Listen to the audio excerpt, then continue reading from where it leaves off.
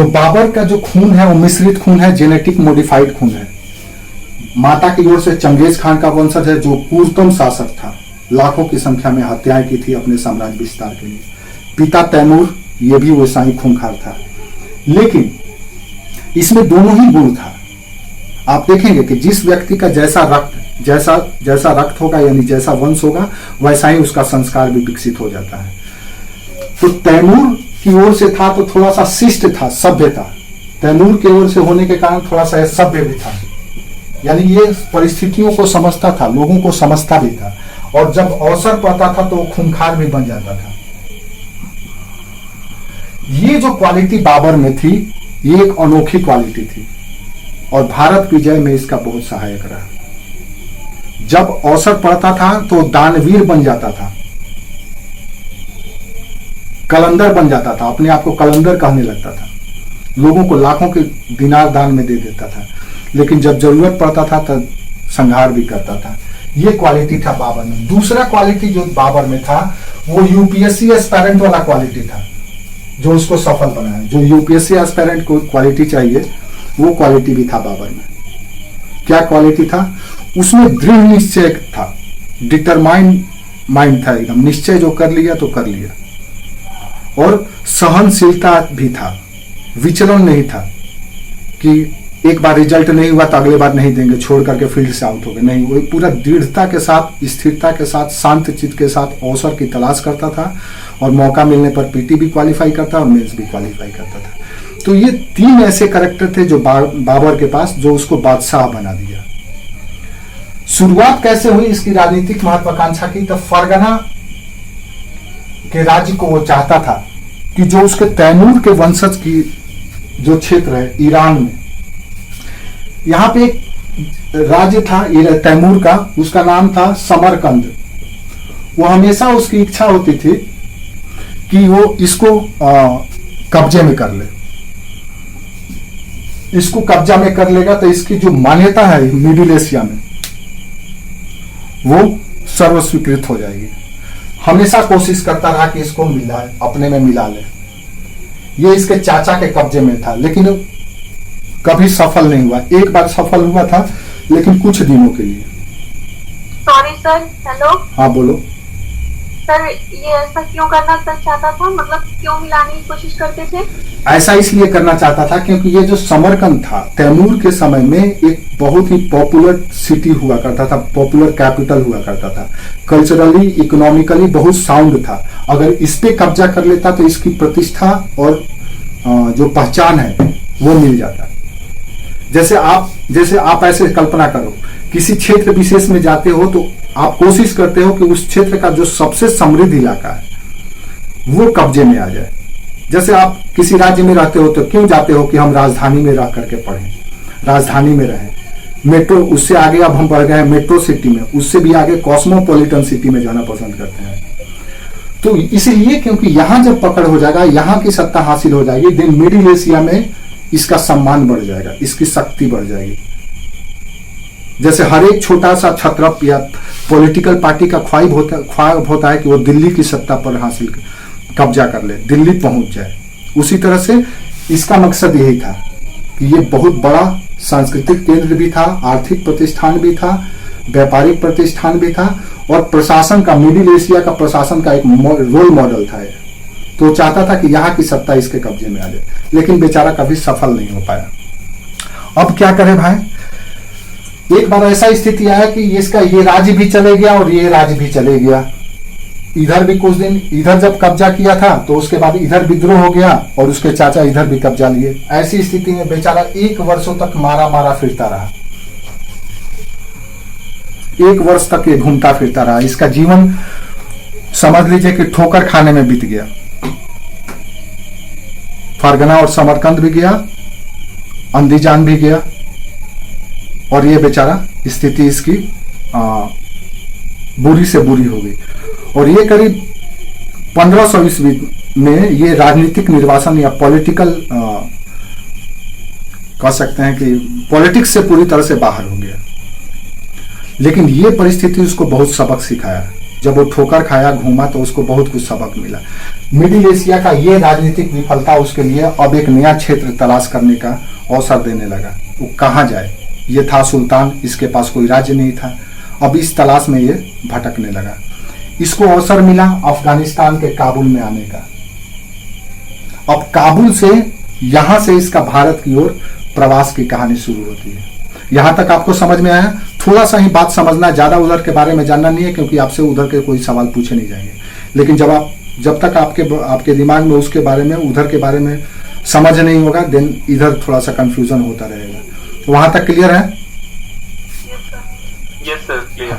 हाँ yes sir. हाँ, very good.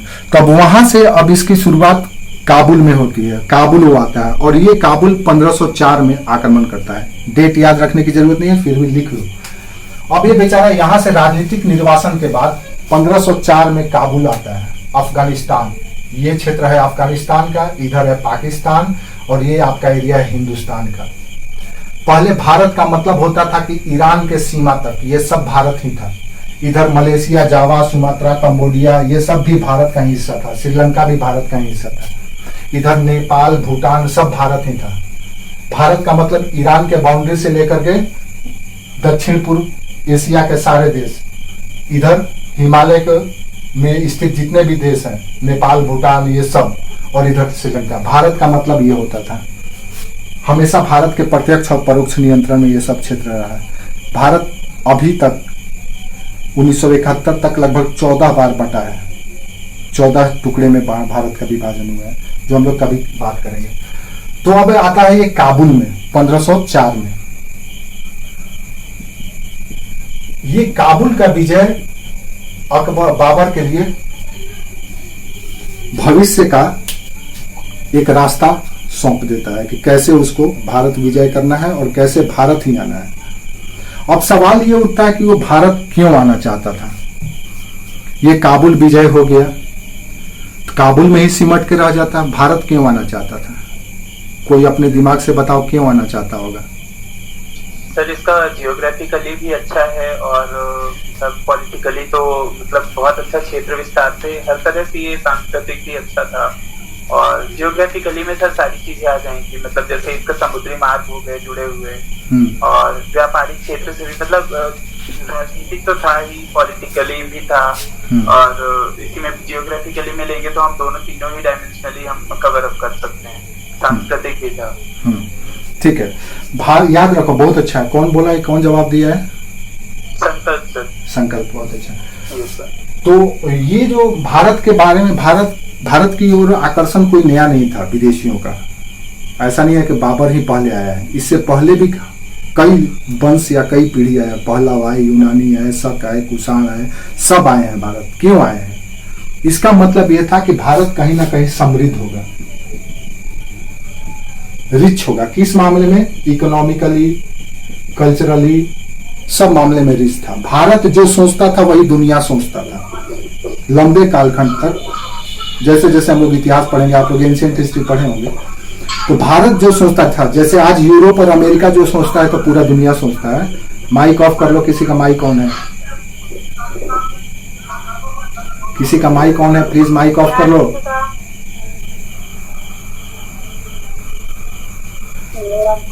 किसका माइक ऑन है? माइक ऑफ करो प्लीज, नहीं तो सबको। आदर्श सैनी नाम है। आदर्श, अपना माइक ऑफ करो बाबू। हाँ, तो भारत हमेशा से ही आकर्षण का केंद्र था, क्योंकि भारत हमेशा से ही समृद्ध था हर एक मामले में, इकोनॉमिकली भी, कल्चरली भी। इकोनॉमिकली इसलिए साउंड था क्योंकि इसका ज्योग्राफिकल फेनोमिना बहुत फेवरेबल था।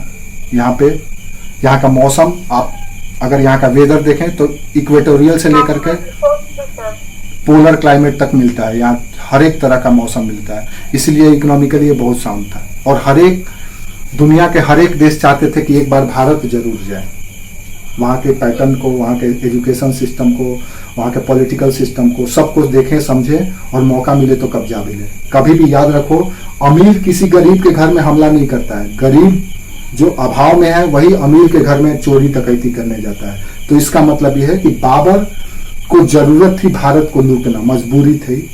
उसको पता था कि भारत अमीर है तो चलो वहां डकैती करते हैं, लूटते हैं और अपना राज कायम करते हैं। ये मत कभी सोचिएगा कि भारत आया था आपको सुधार करने के लिए, आपका एम्पावरमेंट करने के लिए, या आपके जीवन में रिफॉर्म लाने के लिए। ऐसा कुछ भी नहीं था। वो अपना पॉलिटिकल इंटरेस्ट के लिए आया था, अपना इकोनॉमिकल प्रॉफिट के लिए आया था। चाहे जो भी आए हो, चाहे ब्रिटिशर्स आए हो, चाहे शक आए हो, कुषाण आए हो, जो भी आए, वो सब के सब अपने इंटरेस्ट के लिए आए थे, क्योंकि यहाँ पे उनको मिल जाता था। ठीक है। अब क्यों आए? सबसे पहले तो ये भी सवाल पूछा जा सकता है कि भारत में मुगलों को आने, बाबर के आने के पीछे कारण क्या था? तो कई कारण हैं। कुछ कारणों के बारे में हमको जान लेना चाहिए, ताकि हमको हमारे दिमाग में हमेशा बना रहे कि ये आखिर में इतना संघर्ष क्यों किए, क्यों युद्ध लड़े, क्यों नहीं चले गए अपना फरगना, क्यों नहीं चले गए अंदीजान, क्यों नहीं वापस चले गए भाई? तो नहीं जा सकते थे, क्योंकि यहाँ पे इनको बहुत कुछ मिला। क्या क्या मिला? सबसे पहले तो इनको धन प्राप्ति की कामना थी। कैसे? पैसा हासिल हो, धन प्राप्ति। क्योंकि जब तक से किसी भी पॉलिटिकल पार्टी को या पॉलिटिकली इम्बेसियस पर्सन के पास अगर पैसा नहीं हो तो कुछ भी नहीं होगा। पैसा ही सब कुछ है। तो सबसे पहला उसका उद्देश्य था कि हमको पैसा चाहिए। और भारत संपन्न था, उसको पता था कि इससे पहले भी इसके पूर्वज यहाँ पे थे और बहुत लूट करके गए थे। जो जिस समरकंद की बात कर रहे हैं हम कि इतना रिच हो गया था, वो कैसे हो गया था? तैमूर यहाँ से लूट करके गया था। सिर्फ दिल्ली को लूटा था तो इतना लूट करके गया था कि उसकी राजधानी जगमगा गई, इतना धन लूट करके गया। आज ब्रिटेन का अर्थव्यवस्था या जीडीपी को हम लोग देख करके आश्चर्यचकित होते हैं, उसको डेवलप मानते हैं। क्यों मानते हैं? क्योंकि 200 सालों में भारत के जितने रिसोर्सेज को ले जाया गया है, वो रिसोर्सेज सब के सब मेरा है। अगर ब्रिटेन कहे कि मेरा जीडीपी है तो वो गलत कहता है, वो सब के सब भारत का लेना, भारत का पैसा ले जाया गया। कई देश हमसे ले जाकर के समृद्ध हो गए, इतना हम संपत्तिशाली थे और इतना साधन संपन्न थे। तो सबसे पहले हिंदुस्तान की इकोनॉमिक देखें तो आज भी तो अच्छा हो गया, 5वें स्थान पे आने वाले हैं, 5th लार्जेस्ट जीडीपी वाले हो गए हैं आप। 2029 में 3rd लार्जेस्ट जीडीपी हो जाएंगे। क्या दिक्कत है? अब पिछले क्या किया गया है उसका बात छोड़ दो, लेकिन अभी जो किया जा रहा है, हमारे यहाँ जितना ब्लैक करेंसी है, जितना स्विस बैंक में जमा है, अगर वो आ जाए तो 4-5 साल का तो जीडीपी का पैसा वहां पे जमा है। कांग्रेस पार्टी के पास इतनी पैसा है कि 2 साल का जीडीपी का 2 वर्ष का जीडीपी का पैसा सिर्फ कांग्रेस की सोनिया गांधी के पास है। बाबर से पहले तैमूर ने कब्जा किया था। हाँ, सल्तनत काल की बात है। सर वॉइस नहीं आ रही आपकी। वॉइस नहीं आ रहा है? जी सर, प्रॉपर वॉइस आ रही है। कोई सर फिर से रिपीट कर दीजिए, मैं सुन ही नहीं पाया, थोड़ा सुन पाया बस। अच्छा, कहाँ से रिपीट करें? सर गूगल वाला भी सर थोड़ा सा रिपीट कर दीजिए सर। हम प्रॉब्लम है। अच्छा, हम ये कहे थे कि बाबर भारत पर आक्रमण क्यों किया था, उसके पीछे क्या कारण था? तो हमने बोला कि सबसे पहला कारण उसको धन प्राप्ति यानी आर्थिक कारण था। वो चाहता था कि धन हासिल हो और उस धन से वो अपने सेना का, अपने प्रशासन का खर्च जुटा। सुनाई दे रहा है? सुनाई दे रहा है? हाँ। तो सबसे पहला जो उद्देश्य था वो था धन प्राप्ति। काहे के लिए भाई? तो प्रशासन चलाने के लिए और सैन्य संचालन के लिए, इसके लिए उसको धन चाहिए था, इसीलिए वो भारत आना चाहता था। सबसे पहला कारण, और कोई कारण नहीं था, सबसे पहला कारण। समझ में आया? सॉरी सर, क्या कारण था पहला? आर्थिक धन प्राप्ति या आर्थिक कारण। और धन क्यों चाहिए? तो उसको प्रशासन अपना चलाने के लिए, अपने आप को संगठित करने के लिए, और दूसरा सैन्य संचालन के लिए, युद्ध लड़ने के लिए पैसा चाहिए। इसके लिए उसको अपार धन की जरूरत थी। तभी तो वो सेना रख सकता था, अपना ब्यूरोक्रेसी रख सकता था और अपना फिर से राज्य बना सकता था। और यह उसको आसानी से भारत में मिल जाता, क्योंकि इससे पहले भी इसके पूर्वज तैमूर आकर के लूट करके गए थे और समरकंद को समरकंद बना दिए थे। नहीं तो वो बेचारे रेगिस्तान के मरुस्थल के लोग थे, ऊंट पे चलते थे, कभी यहाँ कभी वहां, कभी यहाँ कभी वहां। लेकिन भारत शुरू से ही हर एक मामला में साउंड था, बहुत संपन्न था। भारत का अभी जो पिक्चर दिखाया जाता है, बताया जाता है, वो गलत बताया जाता है। वास्तविकता भारत की कुछ और थी।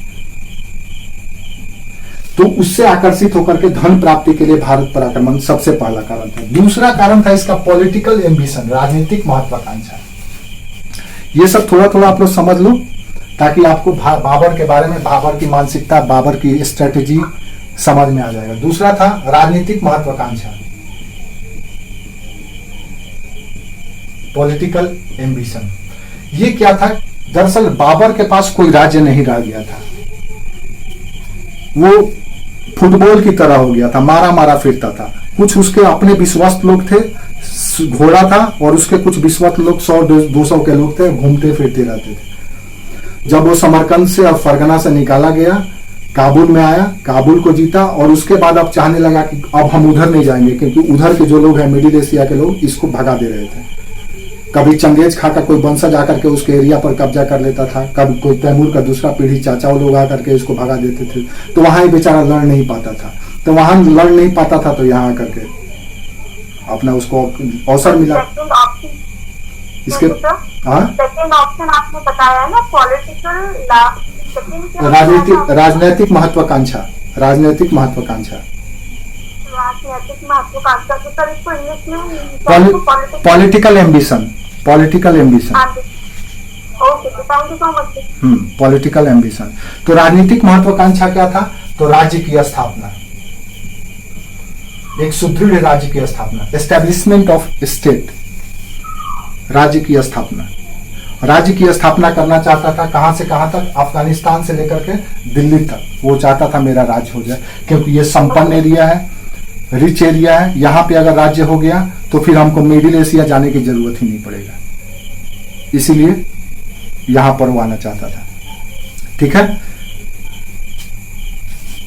तीसरी बात जो भारत उसको ज्यादा फेवरेबल लगा, भारत ज्योग्राफिकली थोड़ा सा सेफ था।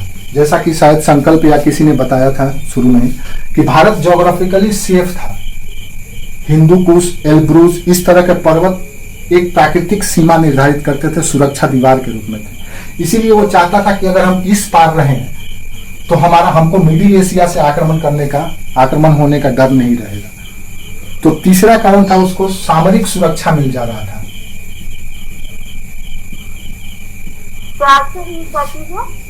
क्या हुआ? सर अभी आपने जो बोला ना शब्द, सामरिक सुरक्षा, सामरिक सुरक्षा, सामरिक, मतलब क्या होता है? स्ट्रेटेजिकल सेफगार्ड, स्ट्रेटेजिकल या आप सामरिक या रणनीतिक कह लीजिए। सामरिक सुरक्षा यानी कि बाहर से कोई आक्रमण नहीं कर सकता है। जैसे हम देखो हिमालय को देखते हैं तो हम इसको प्रहरी के रूप में मानते हैं। क्यों भाई? हम हिमालय की बड़ी तारीफ करते हैं, इसलिए नहीं क्योंकि मानसून की हवाओं को उत्तर नहीं जाने देता है, इसलिए भी हम इसको मानते हैं क्योंकि हमारा प्राकृतिक प्रहरी है, सेफ वॉल की तरह है। बाहर के इधर का इन्वेडर लोगों को आने नहीं देता है। इसकी जो रेंजेस हैं, 4-5 रेंजेस, उन रेंजेस को पार करके आना पड़ेगा। तो ये प्राकृतिक भारत स्ट्रैटेजिकली बहुत सुरक्षित है। 3 ओर से समुद्र है, एक ओर से हिमालय पर्वत, इधर हिंदू कुश, सुलेमान, एल्ब्रूज, इस तरह के जो पर्वत हैं, इनको एक सेफ गार्ड में रखता है। कोई भी बाहर से आक्रमण नहीं कर सकता है। अगर ये पूरे मैदानी क्षेत्र में रहता तो भारत कई बार लूटा पीटा रहता, लेकिन स्ट्रैटेजिकली भारत सामरिक रूप से बहुत सुरक्षित है। 3 ओर से समुद्र से घिरा हुआ है और एक ओर से पहाड़ से, पर्वत से। तो इसको बाबर को यह भी दिखा कि यहाँ पे सामरिक सुरक्षा है तो हमारा राज्य यहाँ पे परमानेंट हो सकता है। समझ में आया? हाँ, तो ये कुछ ऐसे कारण थे जिससे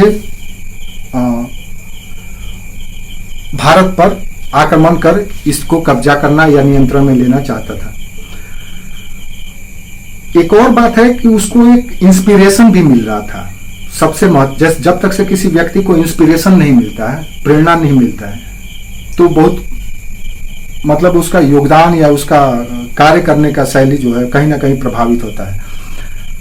तो बाबर को इंस्पिरेशन भी मिला था क्योंकि उसको पता था कि उसके जो पूर्वज रहे हैं वो पूर्वज भारत में आकर के उसको ये भी पता था कि भारत एक सर्वश्रेष्ठ देश है। वो खुद अपने पुस्तक में लिखता है, बाबर के बारे में जितनी भी जानकारी मिलती है एकदम खुद का लिखा हुआ। उसने अपनी जीवनी लिखी थी, बाबरनामा, तुर्की में लिखा था, तुर्की भाषा में। इसने भारत की सामाजिक, आर्थिक, राजनीतिक, सांस्कृतिक हर एक परिस्थितियों के बारे में वर्णन किया है।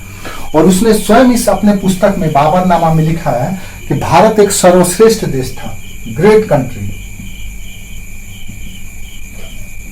और उसको पता था कि हमारे पूर्वज भी यहां आए हैं और जो लोग दिल्ली सल्तनत और लोधी वंश बन करके आज शासन कर रहे हैं, उसके पूर्वजों के राज्य पर शासन कर रहे हैं। बाबर जब भारत में आक्रमण किया था तो उस समय अफगानी लोधी वंश का शासन था और वो चाहता था कि ये लोग छोड़ करके चले जाएं और हमारा पूर्वज का जो क्षेत्र है वो दे दिया जाए।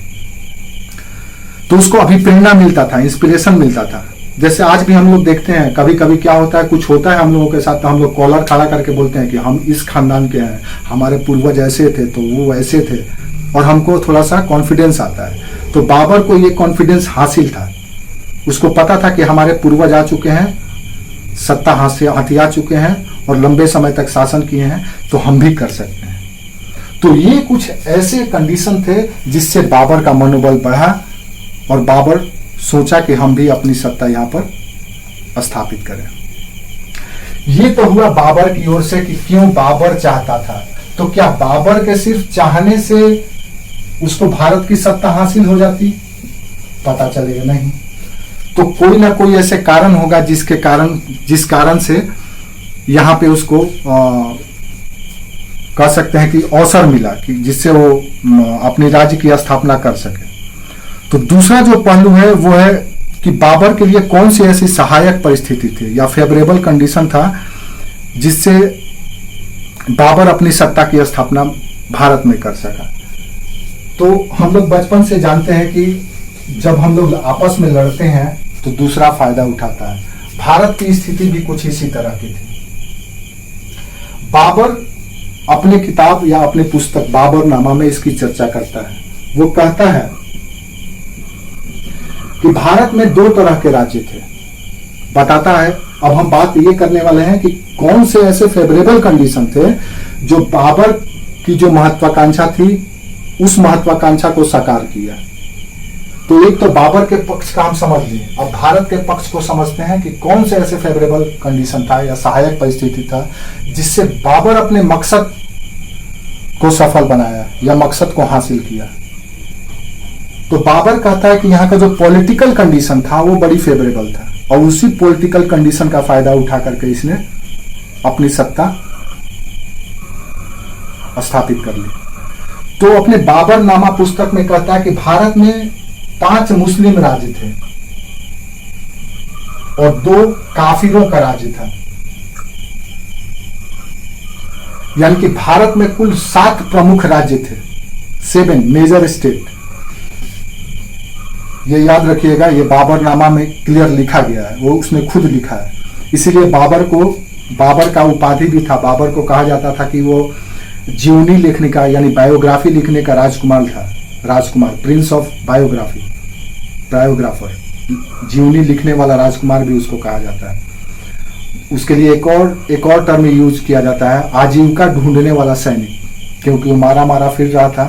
तो सैनिक तो था ही बाई बर्थ, तो उसको एक और टर्म उसके लिए यूज किया जाता है, आजीविका ढूंढने वाला सैनिक। तो बाबर कहता है कि भारत की जो पॉलिटिकल स्थिति थी, कंडीशन था उस समय का, भारत में मेजर 7 स्टेट थे। कौन कौन? तो कहता है कि 5 मुस्लिम राज्य और 2 काफिरों का राज्य यानी गैर मुस्लिम स्टेट थे। और कहता है कि ये सातों के सातों राज्य अपने अपने जगह पे बहुत शक्तिशाली थे। बाबर का कोई औकात नहीं था कि इसमें से किसी भी राज्य को वो जीत सके। वो बताता है कौन कौन सा मुस्लिम राज्य, तो कहता है दिल्ली में लोधियों का राज था। अब हम बात कर रहे हैं कि कौन कौन से राज थे। किसी का माइक ऑन है, प्लीज ऑफ कर लो। बाबरनामा को तुजु के बाबरी भी कहा जाता है। तुजु का मतलब होता है आत्मकथा, जैसे तुजु के फिरोज शाही तो आत्मकथा जो लिखता है, जिसको हम ऑटोबायोग्राफी कहते हैं, तुझू के बाबरी। किसी का माइक ऑन है, प्लीज माइक ऑफ कर लो। देख लो आप लोग, सबको ऑडियो क्लियर आ रहा है? Yes sir. कोई दिक्कत अभी कोई दिक्कत नहीं है? No sir, clear. तो बताता है कि दिल्ली में जो था लोदी वंश का शासन था, और यहाँ का जो शासक था इब्राहिम लोदी। ये नाम याद रखना है क्योंकि ये उस समय का ऐसे शासक थे जिससे बाबर का सामना हुआ था। तो आपसे पूछा जा सकता है कि मुगलों का, बाबर का जब भारत में आक्रमण हुआ था तो दिल्ली की सत्ता पे कौन था? तो इब्राहिम लोदी था। इब्राहिम लोदी थोड़ा सा अपने जो अमीर वर्ग थे, अमीर वर्ग का मतलब होता है ऐसे लोग जो प्रशासन के उच्च पदों पर थे, जिनकी प्रतिष्ठा थी प्रशासन में। आज के समझ लो कि ये सेक्रेटरी या मिनिस्टर की तरह थे। अमीर, उमरा, ये सब टर्म यूज किया जाता है मिडिल काल में। तो ये हाई क्लास का जो लोग होते थे, एलिट क्लास के लोग, उनके साथ इब्राहिम लोदी का अच्छा संबंध नहीं था। वो सब चाहते थे कि इब्राहिम लोदी कहीं से कैसे भी इसी को हटा दिया जाए। और विशेष करके दो लोग, एक था पंजाब का गवर्नर इसका दौलत खां लोदी, और दूसरा इसका एक चाचा था आलम खां। ये दोनों चाहते थे कि इब्राहिम लोदी को कैसे हटा दिया जाए, क्योंकि ये था बहुत ब्रूटल, क्रूर शासक था, किसी का बात नहीं सुनता था। और जैसे होता है ना कि कोई कोई ऐसा डिक्टेटर शासक हो जाता है कि वो अपने सामने किसी का कुछ सुनता ही नहीं है, तो धीरे धीरे अंदर अंदर कॉन्स्पिरेसी या षड्यंत्र शुरू हो जाता है। तो इब्राहिम लोदी के दरबार में जो दिल्ली का उस समय बादशाह था या सुल्तान था, अपने ही लोगों को असंतुष्ट करके रखा हुआ था, और बाबर को इसका अवसर मिला। कैसे मिला हम आगे बात करेंगे। तो दौलत खां लोदी और आलम खां दोनों के दोनों जो प्रमुख हस्ती थे इब्राहिम लोदी के दरबार के, इब्राहिम लोदी से असंतुष्ट थे। ये बात बाबर कहता है, स्वीकार करता है। ठीक है। दूसरा जो प्रमुख इस्लामिक स्टेट था या राज्य, हम 5 पहले इस्लामिक स्टेट की बात कर ले रहे हैं। आपसे सवाल पूछा जाएगा कि वो कौन सी सहायक परिस्थिति थी जिससे बाबर भारत विजय कर सका। तो यही बात आपको बस याद रखना है, यही मेन मेजर पॉइंट है, इसी को डिस्क्राइब कर देंगे। दूसरा था गुजरात का स्टेट, गुजरात स्टेट। सर दौलत खान जो है सर, और क्या था सर? आलम खां, आलम खां, आलम खां, आलम खां, आलम खां। ये दोनों हैं। बोलो। जो गवर्नर एक और था ना, उसका क्या नाम था? ये तो बोले दौलत खां लोदी, जो पंजाब का गवर्नर था। ठीक है। आलम शाह सर? आलम खां शाह नहीं, इसका चाचा था। है ना, वो क्लियर दिख भी नहीं रहा है और अब धीमा भी बोल रहे हैं। नहीं, धीमा नहीं बोल रहे हैं बाबू, जोर से ही बोल रहे हैं आप लोग। आपको शायद धीमा सुनाई दे रहा है। आलम खां, आलम खां। जो आप बताए इब्राहिम लोदी, उसके बाद थोड़ा कम सुन पाई तो अच्छा ठीक है। इब्राहिम लोदी का प्रांत, पंजाब प्रांत का गवर्नर, पंजाब प्रोविंसेस का गवर्नर था दौलत खां, और इधर था इसका चाचा आलम खां। बस ये 2 नाम याद रखो, और कोई नाम याद नहीं रखना है, इब्राहिम लोदी से जुड़ा हुआ है। इब्राहिम लोदी दौलत खां का नाम इसलिए ये याद रखना है क्योंकि ये दोनों मिल करके, दौलत खां मिल करके इनविटेशन दिया था बाबर को कि चले आओ भाई, मौका अच्छा है, लोहा गर्म है, आके हथौड़ा मार दो। हाँ, ये इनविटेशन दिया था, आ बैल मुझे मार। इस चक्कर में था कि बाबर आएगा, यहाँ से लूटपाट करके इसको भगा देगा, हटा देगा, मार देगा। बाबर को कुछ धन दे देंगे, कुछ प्रोविंसेस दे देंगे उधर का, और हम दिल्ली के सुल्तान बन जाएंगे। इस लालच में था। ठीक है। हाँ, आलम खां कौन था? पंजाब का गवर्नर था। पंजाब, सॉरी, ये आलम खां इसका चाचा था। चाचा था, चाचा अंकल था। चाचा था, उसका चाचा था। ठीक है। कैसे ये कैसे क्रैक करोगे यार? क्या हो गया, सुनाई नहीं दे रहा है? इरिटेट नहीं होना है, एकदम कूल। देखो, कूल माइंड रहो, इरिटेट मत हो। हम कहीं भाग नहीं रहे, सबको ये करेंगे, इरिटेट नहीं होना। ना तो इरिटेट होना है, ना तो इरिटेट किसी को करना है। आराम से कूल माइंड करके पढ़ो, जिसको डाउट है कंफ्यूजन क्लियर करते चलो। कोई जरूरी नहीं है कि एक ही दिन में आपका क्लास ओवर हो जाएगा, तो क्लियर करते चलो। ये सब फंडामेंटल है, अगर ये सब दिमाग में नहीं रहेगा तो हिस्ट्री में फंस जाओगे। हिस्ट्री में थोड़ा सा यही सब याद रखना होता है और कुछ नहीं। हाँ, इसलिए एकदम कंफ्यूजन, एकदम हल्के हल्के दिमाग से इसको लेते हुए चलो। यही सब बातों का जिक्र करना है आपको मेंस में, और पीटी में भी यही सब सवाल पूछे जाएंगे आपसे। तो दौलत खान जो इसका पंजाब, माइक ऑफ कर लो प्लीज। दौलत खान जो पंजाब का गवर्नर था, हम इसलिए इसको याद करते हैं क्योंकि इसने गद्दारी किया था। जैसे आज भी कांग्रेस के नेता पाकिस्तान में जाकर के कहते हैं कि मोदी को हटाओ, हम कुछ भी कर सकते हैं तुम्हारे लिए, जैसे मणिशंकर अय्यर। तो भारत लूटा इसीलिए क्योंकि घर में ही हमेशा से षड्यंत्र होता रहा। आप देखेंगे कि यहीं के लोग फूट करके, नहीं तो किसी का मजाल नहीं था। जैसे कहा जाता ना, घर फूटे तो गांव लूटे और गांव फूटे तो जवार लूटे। तो आपस का फूट का फायदा उठाया बाबर ने। तो इन्होंने इनविटेशन दिया था दौलत खान ने कि आओ तुम आ करके। इससे पहले बाबर के साथ इसका संबंध बन गया था। वो बात आपको जानने की जरूरत नहीं है, अनावश्यक है, वही हिस्ट्री विशेषज्ञ लोग के लिए, आपके लिए नहीं है। तो दौलत खान लोधी, आलम खां, इब्राहिम, ये हुआ दिल्ली की बात। अब उससे आगे बढ़ते हैं हम लोग, दूसरा राज्य देखते हैं जिसकी बात बाबर अपने तुजु के बाबरी में करता है, वो है गुजरात। गुजरात राज्य भी सल्तनत काल में 1401 में ततार खां नामक एक व्यक्ति है। ततार खां पहले यहाँ पे हिंदुओं का राज्य था। क्या हुआ? चलिए गुजरात की बात कर रहे हैं। अब दूसरा गुजरात, यहाँ पे लोकेशन देख रहे हो, गुजरात का ही मैप में है ये भारत। ये मैप गुजरात का एरिया है, इधर दिल्ली था, ये गुजरात है। तो गुजरात में दरअसल 1401 में एक व्यक्ति ततार खां हुआ। उसने अपना इंडिपेंडेंट स्टेट, क्या नहीं दिख रहा है?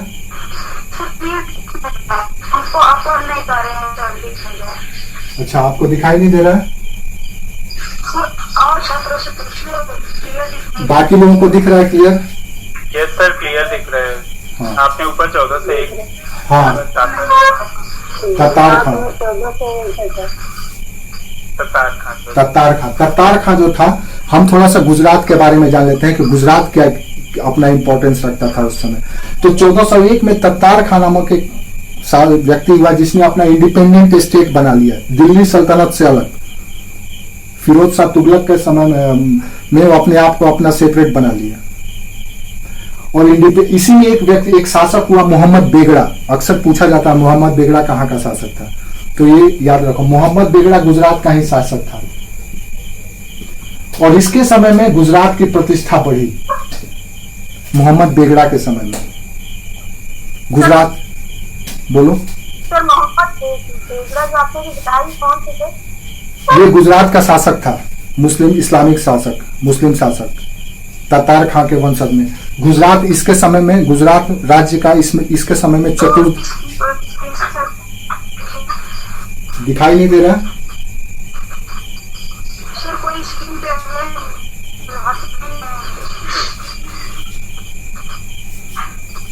किसी का? किस सन की बात कर रहे हैं सर आप? 1401 से बाद की बात है, मोहम्मद बेगड़ा की बात है। 1401 में गुजरात इंडिपेंडेंट हो गया था। ओके।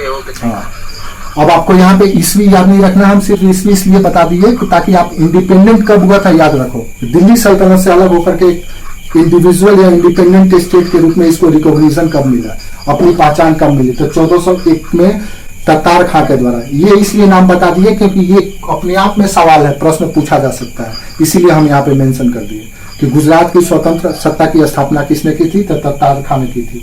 दूसरा सवाल पूछा जा सकता है कि मोहम्मद बेगड़ा कहाँ का शासक था जिसके समय में गुजरात अपनी विकास और समृद्धि के शिखर पर पहुंच गया था, तो मोहम्मद बेगड़ा के समय में।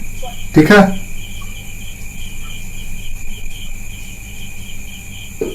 ठीक है।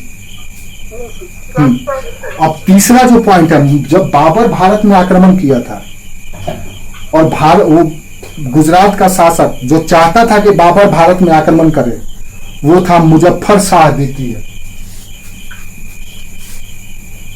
मुजफ्फर शाह सेकंड। अब ये नाम भी याद रखना है आपने। इब्राहिम लोदी, दौलत खां, आलम खां का दिल्ली के संदर्भ में याद रखा, गुजरात के संदर्भ में मुजफ्फर शाह को याद रखिए, क्योंकि ये उस समय गुजरात का शासक था जब भारत में बाबर पानीपत का युद्ध लड़ा। अब ऐसे ऐसे लोग थे इस समय, तो गुजरात में भी सर बोला मुजफ्फर शाह सेकंड, सर, ये किसके वंशज थे? ये ततार खां का वंशज है, ठीक है। और 1526 में जब पानीपत का युद्ध हुआ, निर्णायक युद्ध की भारत की सत्ता, दिल्ली की सत्ता पर कौन बैठेगा, उस समय गुजरात का शासक था। दिल्ली का शासक था इब्राहिम लोधी और गुजरात का शासक था मुजफ्फर शाह, ठीक है। और 1526 में ही इसकी मृत्यु हुई थी पानीपत के युद्ध के समय।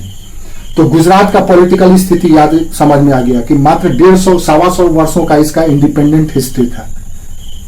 स्वतंत्र राज्य का इतिहास 125 साल पहले का था। उससे पहले अलाउद्दीन खिलजी भी इस क्षेत्र में आक्रमण किया था, लूट किया था, जो हम लोग दिल्ली सल्तनत में पढ़ेंगे। अब आइए जाते हैं तीसरा इस्लामिक स्टेट, तीसरा इस्लामिक राज्य। जैसे अभी देख, हाँ बोलो। हेलो, हाँ बोलो। तो क्लास कितनी देर तक चलेगी? अभी मुझे क्लास लेनी है उस पे, उसकी सब्जेक्ट वाली एशियन की। एंशिएंट हिस्ट्री यस सर, कितने बजे से क्लास है वो? 9 बजे से है। और किसी को जाना है उसमें? यस सर, किसको किसको जाना है? कितने लोगों को जाना है? सिटी को जाना है सर, हमको जाना है। अच्छा, वहाँ एंशिएंट हिस्ट्री का क्लास करना है। 9 बजे से क्लास है। फिर सर मैं जा सकती हूँ? जाओ। जिसको सर एक बार ये बताना मेरे को, बाबर का और किसका युद्ध हुआ था? क्या 1526 में बाबर का और सेकंड पर्सन आपने किसका नाम दिया था? इब्राहिम लोधी। पानीपत का। Okay okay okay. वो अभी आएंगे हम लोग, पानीपत का युद्ध अलग से पढ़ेंगे, उसका स्ट्रेटेजी, उसका कॉन्सिक्वेंस, सब कुछ उसका पढ़ना है। कौन कौन पार्टिसिपेट किया था, अभी हम उधर नहीं गए। अभी सिर्फ हम पॉलिटिकल कंडीशन देख रहे हैं 1526 तक का, कि उस समय भारत किस दशा में था, जिसकी वजह से बाबर सफल हो पाया। कौन कौन से उस समय सुल्तान और बादशाह थे और राजा थे, जो चाह करके भी भारत को मुगलों से बचा नहीं पाए। बाबर का शासनकाल 1526 से 1523 तक था ना सर, आई थिंक सो। अभी सभी लोग जिसको जिसको जाना था वो चले गए। क्लास हम लोग आगे करें, बाकी लोगों को क्लास करना है ना, कंटिन्यू। Yes sir. ठीक है, तो ये हुआ गुजरात की बात। तीसरा जो शक्ति है इसी समय यहीं पर है मालवा। तो बहुत डिस्टर्बेंस हो रहा है। डिस्टर्बेंस हो रहा है, प्लीज अपना अपना माइक ऑफ कर लो, प्लीज अपना अपना माइक ऑफ कर लो, डिस्टर्बेंस खत्म हो जाएगा। माइक अपना अपना ऑफ कर लो, ठीक है। तो मालवा तीसरा जो स्टेट था, मुस्लिम स्टेट, हम बोले 5 मुस्लिम स्टेट के बारे में वो बात करता है कि भारत में जब 1526 में पानीपत का युद्ध लड़ रहा था तो उस समय 5 मेजर मुस्लिम स्टेट थे, और भी थे लेकिन प्रमुख 5 थे। उसमें से 2 हम देख चुके, एक दिल्ली का, एक गुजरात का। तीसरा है मालवा का, जो मालवा का पठार और मालवा का मैदान आप सुने होंगे ज्योग्राफी में। तो मालवा का क्षेत्र ये दरअसल पहले मांडू कहलाता था, मांडू राज्य। जब राजपूतों के नियंत्रण में था तो ये मांडू राज्य कहलाता था। और ये अलाउद्दीन खिलजी का एक कमांडर इन चीफ या सेनापति हुआ करता था, आइन उल मुल्क मुल्तानी। आइन उल मुल्क मुल्तानी, हाँ, आइन उल मुल्क मुल्तानी। मुल्तान का था तो मुल्तानी इसका ये था, तकिया था, ये तकल्लुफ था, तकल्लुस था, मुल्तानी, आइन उल मुल्क मुल्तानी। इसी में इंडिपेंडेंट बोले क्या बोले आप? हम ये बोले कि जो मालवा का राज्य था, मालवा स्टेट, तीसरा मुस्लिम स्टेट, 5 में से तीसरा मुस्लिम स्टेट था मालवा का। मालवा का जो राज्य स्वतंत्र राज्य स्थापित किया हिंदुओं से छीन करके, राजपूतों से छीन करके, वो अलाउद्दीन खिलजी का सेनापति आइन उल मुल्क मुल्तानी था। क्लियर है?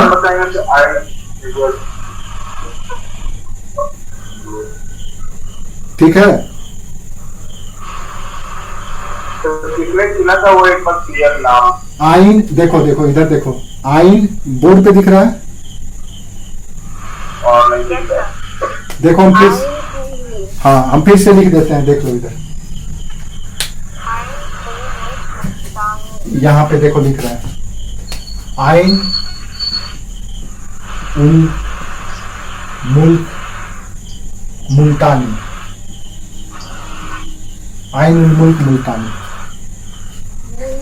आइनुल मुल्तान। हाँ आइनुल मुल्तानी याद रखो ना, आइनुल मुल्क, ठीक है। यही था मालवा को इंडिपेंडेंट मुस्लिम स्टेट बनाने वाला। ये अलाउद्दीन खिलजी का कमांडर इन चीफ या सेनापति था, ठीक है। वाइब्रेट की तरह किसका साउंड आ रहा है सर? ये इसे बंद करने की चाहिए ना। किसी प्लीज अपना अपना माइक ऑफ कर लो आप लोग। सर आप सभी को म्यूट कर दीजिए, लास्ट में क्वेश्चन पूछ लेंगे सभी। अच्छा हम यहाँ से कैसे म्यूट कर सकते हैं? सबका म्यूट कर सकते हैं क्या? Yes sir. कैसे होगा? यस सर, कर सकते हैं। कैसे बताओ, बताओ थोड़ा सा बताओ। म्यूट ऑल का ऑप्शन आ रहा होगा मोर में जा करके, ऊपर साइड में शायद ऑप्शन आता है, एक बार चेक कीजिएगा। मुझे भी अच्छा क्लियर नहीं पता, बट इतना पता है शायद ऊपर नहीं आता है। एक minute, microphone speaker test. Sir. आप होस्ट है ना, आप में आ रहा होगा। हाँ हाँ हाँ देखते हैं। अच्छा इसको हम किसी दिन एक्सपेरिमेंट करेंगे, उसके बाद करेंगे, अभी कर देंगे तो हो सकता है कोई गड़बड़ हो जाए। वैसे सर क्या दीजिएगा, सबसे अनम्यूट कर लें। हाँ सभी लोग अपना अपना अनम्यूट कर लो, म्यूट कर लो, सॉरी सभी लोग अपना अपना म्यूट कर लो। जब क्वेश्चन रेज हो, जब क्वेश्चन। आइनुल मुल्तान कितने साल में उसने राजपूतों को विकसित किया था? ये 1310 में। 1310। हाँ ठीक है, अलाउद्दीन खिलजी के समय ही किया था। अब इसी मुल्क, इसने इंडिपेंडेंट मालवा स्टेट या मांडू जो राज्य था, राजपूतों के समय में मांडू कहलाता था, अब मालवा राज्य कहलाने लगा। अब इसी मालवा राज्य में जब बाबर आक्रमण किया था, माइक ऑफ करो, किसी का माइक ऑन है प्लीज। राहुल अपना माइक ऑफ करो बच्चा। हाँ तो जब बाबर आक्रमण किया था तो उस समय यहाँ का शासक था सुल्तान मोहम्मद महमूद। मालवा का शासक था सुल्तान महमूद, बस इतना ही याद रखो, सुल्तान महमूद।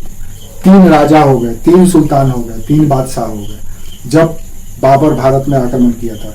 तीसरा मुस्लिम शासक। ये सवाल आपसे पूछा जाएगा कि कौन था शासक, या जब आप बात करेंगे तो कहेंगे कि इस समय वो शासक था लेकिन कुछ नहीं कर पाया,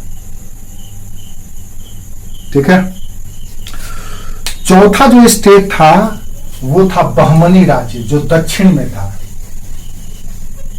बहमनी, ये भारत का विभाजन उत्तर और दक्षिण कैसे किया जाता है पता है आपको?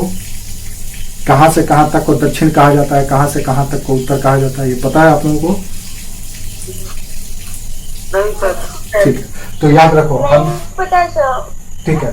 तो ये जो नर्मदा नदी है, नर्मदा के दक्षिण का क्षेत्र को दक्षिण भारत कहा जाता है या दक्कन कहा जाता है, दक्कन या दक्षिण भारत। पर्वतीय अगर बाउंड्री देखें तो विंध्य पर्वत को प्राकृतिक सीमा मानी जाती है। इसके उत्तर का क्षेत्र उत्तर भारत, इसके दक्षिण का क्षेत्र दक्षिण भारत। क्लियर है? तो विंध्य पर्वत और नर्मदा के दक्षिण का क्षेत्र दक्षिण भारत था। तो यहाँ पे दक्षिण भारत में एक मुस्लिम राज्य था जिसका नाम था बहमनी स्टेट।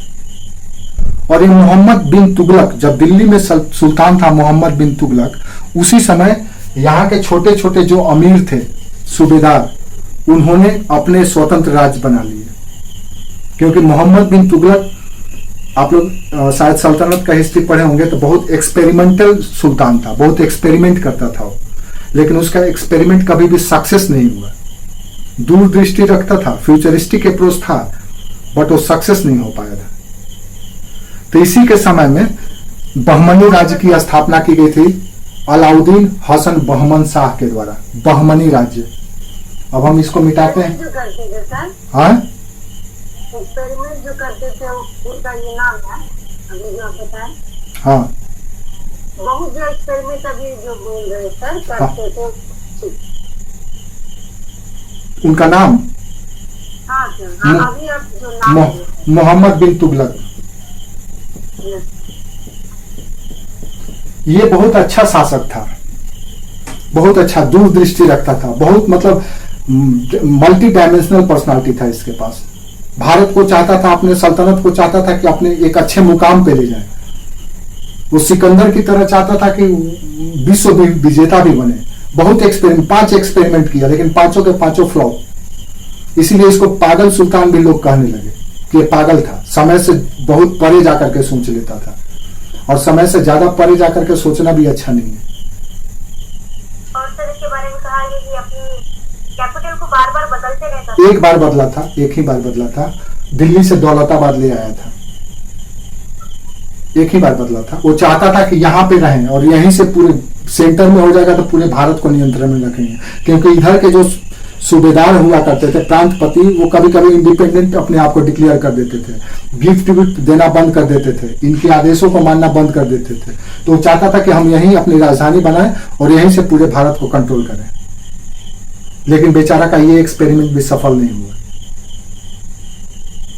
तो उधर अभी हमको नहीं जाना है, वो दिल्ली सल्तनत में हम लोग पढ़ेंगे, वहां से मेंस में भी सवाल पूछे जाते हैं और पीटी में भी सवाल पूछे जाते हैं। बहुत अच्छा एरिया है वो।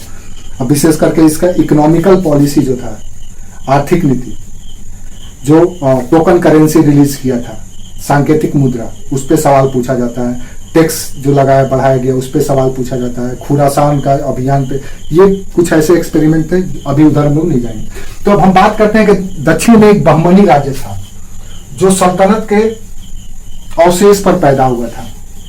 सल्तनत, दिल्ली सल्तनत जब कमजोर हुआ तो उसी के अवशेष पर बहमनी राज्य की स्थापना हुई थी, जिसका संस्थापक था अलाउद्दीन हसन बहमन शाह। अलाउद्दीन हसन बहमन शाह, यह बहमनी राज्य का संस्थापक था, founder of the Bahman state. ये दरअसल हाँ, फाउंडर था। ये दरअसल दक्षिण के जो मुस्लिम शासक हैं, एक देखो, एक दिक्कत यहाँ पे, दूसरा एक दिक्कत ये भी है कि जो अलाउद्दीन हसन बहमन शाह, अलाउद्दीन हसन बहमन शाह, अब बहमन शाह याद रखो, उसी से बहमनी राज्य बना है। बहमन शाह से ही बहमनी बना है, उसी के नाम पे। जैसे भारत के नाम पे भारत, उसी तरह से बहमन के नाम पे बहमन वंश, बहमन। सर जैसे आपने मोहम्मद बिन तुगलक को बताया अभी, तो ये मतलब संस्थापक थे एक तरह से, ऐसे कह सकते हैं, स्वतंत्र राज्य इन्होंने बनाया। क्या क्या क्या बोल रहे हैं, फिर से बोलो। मतलब मोहम्मद बिन तुगलक जो थे, तो उन्होंने स्वतंत्र राज्य बनाया है, और जो संस्थापक उस टाइम पे जो राज्य कर रहे थे तो वो अलाउद्दीन हसन बहमन शाह। नहीं, उल्टा बोल रहे हो। मोहम्मद बिन तुगलक दिल्ली का सुल्तान था, दिल्ली के अधीन ये सब था। दक्षिण, उत्तर, पूर्व, पश्चिम, दिल्ली केंद्र की सत्ता थी। दिल्ली में जिसकी सत्ता होती थी, पूरे भारत पर उसका नियंत्रण होता था। तो उस टाइम पे अलाउद्दीन हसन बहमन शाह, बहमन शाह यहाँ का प्रांतपति था। अलाउद्दीन और मोहम्मद बिन तुगलक इतना एक्सपेरिमेंट करता था कि उसका धन खजाना सब खत्म हो गया, कमजोर पड़ने लगा। तो उस अवसर का फायदा उठाया गया। जैसे आज भी पॉलिटिकल पार्टी करती है, आज भी पॉलिटिकल पार्टी क्या करती है, यही ना करती है कि जहां कोई अपोजिशन कमजोर हुआ या आपका विरोधी अगर कमजोर हुआ तो आपके लिए वो अवसर बन जाता है। आप अगर संकट में है तो आपके लिए पॉलिटिकली अपॉर्चुनिटी हो जाता है। तो इसलिए इसको अपॉर्चुनिटी समझा, यही नहीं समझा। यहीं पे एक और हिंदू राज्य भी बनेगा, विजयनगर, हरिहर और बुक्का के द्वारा, जो कन्वर्ट हो गए थे, मुस्लिम बन गए थे, बाद में पुनः हिंदू बने, यादव थे। हम लोग उस पर भी आएंगे। बोलो सर, एक डाउट है। बोलो। मोहम्मद बिन तुगलक ने एक्सपेरिमेंट किए थे कि फिरोज शाह तुगलक ने किए थे? मोहम्मद बिन तुगलक ने। और सर फिरोज शाह तुगलक ने?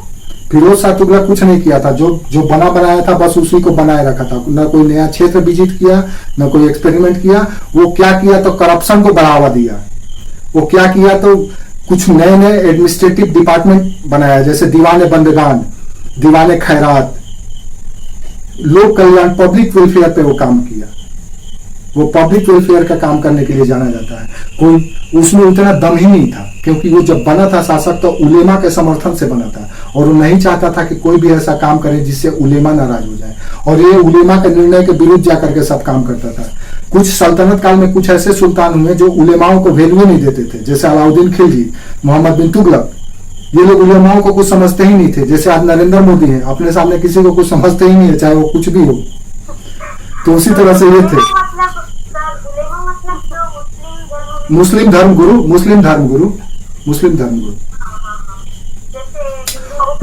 उलेमा देखो, ये सब चीज आप मिडवल हिस्ट्री में पहले आप लोग नहीं पढ़े हैं कहीं? अगर नहीं पढ़े हैं तो हम लोग बाद में पढ़ेंगे, ऐसा नहीं है कि नहीं पढ़ना है।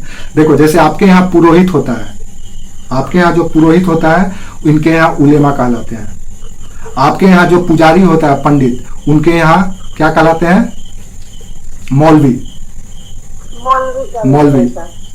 पुरोहित और पुजारी ये दोनों अलग अलग चीज है। पुरोहित किसको कहा जाता है? इंटेलेक्चुअल ब्राह्मण को, जो इंटेलेक्चुअल है, जो सारे वेदों को जानता है, चारों वेदों का ज्ञान है, पुराणों का ज्ञान है, उपनिषद पढ़ा है, ब्राह्मण ग्रंथ पढ़ा है, आरण्यक पढ़ा है, वो सब का जानकार, वो पुरोहित कहलाया। पुरोहित का काम होता था सिर्फ परामर्श देना, सलाह देना राजा को। अब पंडित का काम होता था धार्मिक कर्मकांड करना, पूजा पाठ करवाना। हाँ, तो हाई लेवल का जो इंटेलेक्चुअल होता था वो पुरोहित कहलाता था। तो उलेमा भी हाई लेवल के कुरान के जानकार होते थे, हदीस पढ़े होते थे, कुरान हदीस का उनको ज्ञान होता था। और वो शासक को, सुल्तान को सलाह देते थे कि आपको ऐसे ही शासन करना है, आपको समझ करके रखना है कि जितना भी इस्लामिक सत्ता है, पॉलिटिकल एस्टेब्लिशमेंट जितना भी हुआ है 650 ईस्वी के बाद से, वो एक स्ट्रेटेजी में किया गया है, एक रणनीति के तहत किया गया है। अगर इस्लामिक सत्ता को यहाँ कोई तकलीफ होता था तो पूरा वर्ल्ड का इस्लामिक कम्युनिटी उसको सपोर्ट करता था। कुछ कुछ ऐसे लोग होते थे जो नहीं करते थे, लेकिन उनका स्ट्रेटेजी ये था, इसीलिए वो खिलाफत लेते थे खलीफा से वो प्रमाण पत्र लेते थे। कुछ ऐसे सुल्तान हुए, पगलट सुल्तान हुए, जो उसको खलीफा को भी नहीं मानते थे। तो क्यों करते थे उसका भी कारण है, धीरे धीरे हम लोग इतिहास में परत दर परत खोलेंगे तो समझ में आएगा। जब राजा या बादशाह बहुत देखे हैं सर कि अकबर का एक सीरियल आता था सर, उसमें जब उनको कुछ नहीं समझ में आता था अकबर को, तो वो उन्हीं लोग से सलाह लेते थे कि अब आप बताइए कि अभी स्टेट में क्या होना चाहिए। वो टोपा वाला से बहुत बड़ा बड़ा टोपी वगैरह पहन के 4-5 बहुत लंबा लंबा दाढ़ी लोग रखते थे, इसमें दिखाते थे कि वो पुरोहित जैसा वो लोग वहाँ पर रोल करते थे। हाँ, ठीक है। तो इस समय बहमनी राज्य था, दक्षिण में बहमनी राज्य था। बुनियादी अंतर ये था कि जो दक्षिण के मुसलमान थे ये सिया कम्युनिटी के थे।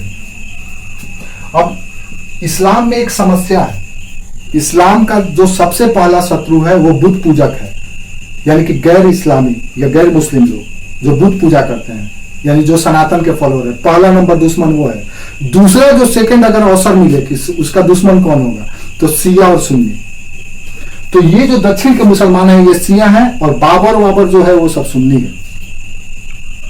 अब ये जो समस्या है हमेशा ही लोग को आपस में कभी मिलने ही नहीं दिया। सर इसमें डिफरेंस क्या होता है सिया और सुन्नी में? सिया और सुन्नी में अंतर यह है कि एक पैगंबर मोहम्मद को अपना प्रॉफिट मानता है, पहला प्रॉफिट, और जो सुन्नी समुदाय है वो पैगंबर मोहम्मद के नवासे को मारने वाले लोग थे। जैसे कि आप देखेंगे कि जैसे हुआ क्या था इसका कहानी, उधर अभी जाना अच्छा नहीं है क्योंकि वो एक अलग टॉपिक हो जाएगा, वो एक अलग इतिहास हो जाएगा। जब हम लोग इस्लाम का इतिहास पढ़ेंगे तो उसमें आएगा। लेकिन फिर भी ऐसे समझ लो कि पैगंबर मोहम्मद के बातों से सभी लोग प्रभावित नहीं थे, उनके परिवार के ही लोग उनको नहीं मानते थे। बहुत लोग उनके बातों से प्रभावित नहीं थे। दरअसल इस धरती पे या इस अगर पूरे दुनिया की बात की जाए तो सबसे पहली जो संस्कृति है वो सनातन संस्कृति है, जिसको आज हम हिंदू संस्कृति कहते हैं। मतलब कि सिर्फ सुन्नी और सिया जो है नबी करीम को मानते थे और कुछ नबी करीम को नहीं मानते थे। ये कौन बोला? नबी करीम को मानते थे और सिया नहीं मानते थे। अच्छा, ये डिफरेंस। ये आपस में इनका आपस का मतभेद था कि तुमने उनकी नवासे उनके वंशजों की हत्या की है तो तुम अलग हो हम अलग हैं। जैसे होता है ना कि परिवार के किसी, यही उनका मतभेद था। और ये मूल मतभेद था, ये मूल मतभेद यही है, लड़ाई का जड़ यही है। और इसके वजह से ये वापस हाँ ये आज भी लड़ाई होते हैं। आज भी लड़ाई है। आज पाकिस्तान में आप लोग देखते होंगे बम फट गया मस्जिद में। अफगानिस्तान में इतने लोग क्यों, कौन जाता है मारने? आरएसएस थोड़ी ना जाता, बजरंग दल जाता है। शिया सुन्नी का लड़ाई है। तो ये हमेशा चलता रहेगा, ये रुकेगा नहीं। वजह से दोनों में तो फूट पड़ने की वजह से कोई भी राज कर सकता है। देखो आपके यहाँ नहीं है, आपके यहाँ भी तो है, हर एक कम्युनिटी में है। आप भी शैव वैष्णव के नाम पे, हाँ, तो है सब। कपालिक के नाम पे, कालमुख के नाम पे, भागवत के नाम पे लड़ते रहते हैं। वो तो देखो धर्म का जो लड़ाई है पता है क्या है? धर्म का लड़ाई दरअसल, धर्म को हम लोग अक्सर कहते हैं कि धर्म को राजनीति से अलग होना चाहिए, लेकिन ये कभी अलग नहीं हो सकता है, क्योंकि हर एक व्यक्ति के अंदर धर्म वास करता है। पहले तो धर्म होता क्या है पता है? धर्म का मतलब पता है आप लोगों को? धर्म का जो मौलिक परिभाषा है वो पता है आपको क्या है? अभी आप सही रास्ता नहीं, धर्म का परिभाषा देखो। अब ये सब आप लोग एक बात समझ लो, आप लोग यूपीएससी एस्पिरेंट हो, देन आपका आंसर एकदम कंक्रीट होना चाहिए। अब बिल्कुल ऐसा होना चाहिए जिसका जितना व्याख्या किया जाए उतना ही मजा है। आपका परिभाषा या आंसर ऐसा होना चाहिए यूपीएससी एस्पिरेंट का। अब अगर आप धर्म की परिभाषा करते हो कि धर्म क्या है, तो धर्म के 3 आयाम हैं और इसी का संयोजन है धर्म। क्या है? प्रकृति इसका केंद्र है। प्रकृति का अनुसरण, प्रकृति के साथ सामंजस्य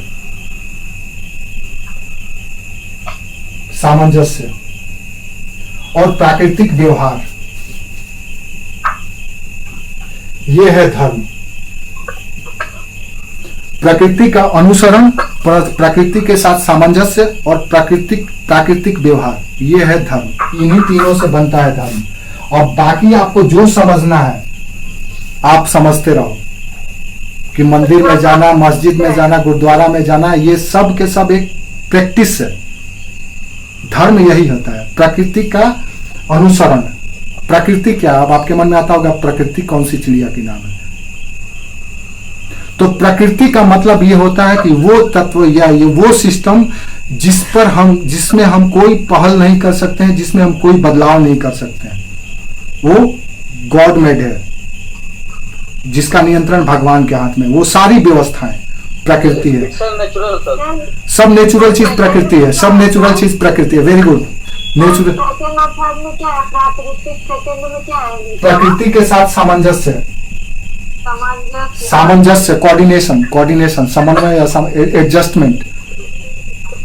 एडजस्टमेंट। थर्ड में है प्राकृतिक व्यवहार, नेचुरल बिहेव। अब ये है धर्म। इन्हीं तीनों का कॉम्बिनेशन मिल करके बनता है धर्म। अब इसी से आपका पंथ पैदा होता है। अब यही चीज है सनातन रिलीजन। अब आप कहेंगे कि देखो प्रकृति का अनुसरण, जो आज हम लोग सस्टेनेबल डेवलपमेंट पढ़ते हैं, इसी को कहता है करने के लिए, इन्हीं दोनों को कहता है करने के लिए कि प्रकृति का अनुसरण कीजिए और प्रकृति के साथ सामंजस्य अपनाइए। यही है सस्टेनेबल या सतत विकास, जो यूएन का गोल है। एसडीजी गोल आप लोग जानते ही होंगे, सुने होंगे। तो एसडीजी गोल यही है, जो धर्म है, आपका धर्म है, और ये आज लक्ष्य बनाया गया है यूएनओ के द्वारा। तो प्रकृति का अनुसरण, प्रकृति के साथ सामंजस्य और प्राकृतिक व्यवहार इस धर्म। प्राकृतिक व्यवहार क्या है, प्राकृतिक सामंजस्य क्या है, प्राकृतिक अनुसरण क्या है? अगर आप समझ रहे हैं तो अच्छी बात है, नहीं समझ रहे हैं तो बता सकते हैं। समझ गया? अब ये प्राकृतिक व्यवहार क्या है?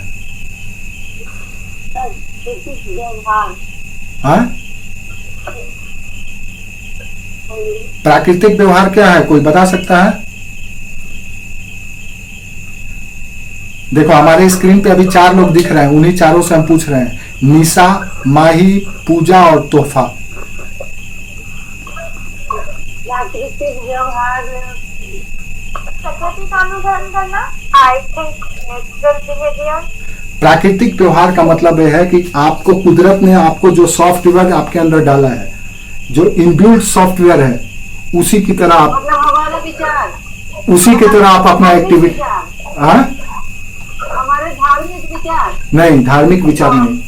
देखो आपके अंदर जो इनबिल्ट सॉफ्टवेयर है, आपको पायरेटेड कोई कॉपी डालना नहीं है, कोई सॉफ्टवेयर नहीं डालना है, जो आपके अंदर इनबिल्ट सॉफ्टवेयर है। जैसे मान लो अग्नि है, अग्नि का धर्म क्या है? जलाना। तो ये धर्म है, अग्नि का धर्म है जलाना। मानव का धर्म क्या है? दया, करुणा, प्रेम, सहयोग, ये मानव धर्म है। तो तो ये भी धर्म है, प्रकृति के अनुसार व्यवहार। अब अगर जल का धर्म, हवा का धर्म, सबका अपना अपना धर्म है, वही धर्म की रक्षा करना और उसी के अनुसार व्यवहार करना धर्म है। आपसे अगर पूछा जाए कि धर्म क्या है, तो धर्म का मतलब है अनुसरण, सामंजस्य और व्यवहार। किसका? प्रकृति का। ये मूल मंत्र है धर्म का। इसी से हर एक पंथ निकला है, चाहे इस्लाम हो, ईसाई हो, जरथुस्त हो, बौद्ध हो, जैन हो, सब इसी का पालन करता है, खाली रूप बदल दिया गया है। और ये सब का सब कॉम्बो है सनातन, यानी कि सब इस चीज को, इस कॉन्सेप्ट को लाने वाला है सनातन और उपनिषद।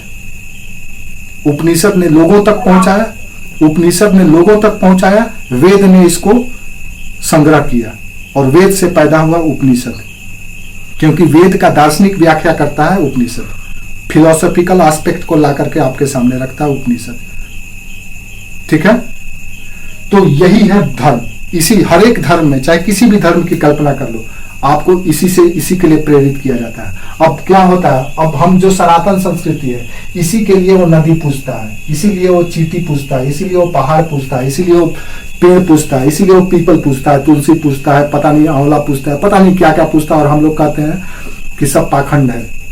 प्लास्टिक का, कचकाड़ा का पेड़ पूजना स्मार्टनेस है, प्रोग्रेसिवनेस है, जो क्रिसमस में पूजा जाता है। लेकिन तुलसी पूजना बेवकूफी है। लेकिन ये जो सनातन संस्कृति है यही है। ये सारी दुनिया क्रिसमस में सर प्लास्टिक का सही में तो उनकी वो मजबूरी है, इसलिए वो ऐसा करते हैं, क्योंकि वो हाई लैटिट्यूड के लोग हैं भाई, हाई लैटिट्यूड के लोग हैं। और पिंड हाई लैटिट्यूड के लोग हैं, वर्ष में 6 महीना 7 महीना बर्फ से आच्छादित रहता है, तो क्या करेंगे बच्चे? हाँ बोलो। ये हिंदू समाज के तुलसी को क्यों मानते हैं? मतलब तुलसी इनके समाज में क्यों इम्पोर्टेंस है?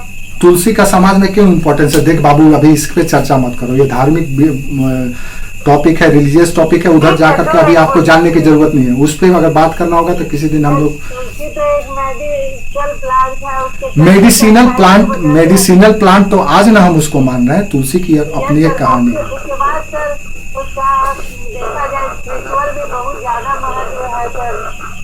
इस हर एक आपका एक समझ लीजिए, आप एक समझ लीजिए, आपका जो सनातन संस्कृति है, प्रकृति के हर एक तत्व की सम्मान करती है और उसमें ईश्वर को खोजता है। सनातन संस्कृति क्यों खोजता है? हाँ बोलो, कोई बोल रहा है? हम सनातन धर्म एक तरह से यही है हमारे लिए कि हम प्रकृति को संरक्षित करें, वो चाहे जीव। बस प्रकृति ही धर्म है, सनातन का प्रकृति ही धर्म है। पीपल की पूजा हम इसलिए करते हैं और उसे ना तोड़ने ना करने की इसलिए हम बोलते हैं ताकि उसमें ऑक्सीजन की क्वांटिटी ज्यादा होती है। ऑक्सीजन लेता भी है और रिलीज भी करता है ऑक्सीजन। पीपल एक ऐसा पेड़ है जो ऑक्सीजन ही लेता है, ऑक्सीजन ही छोड़ता है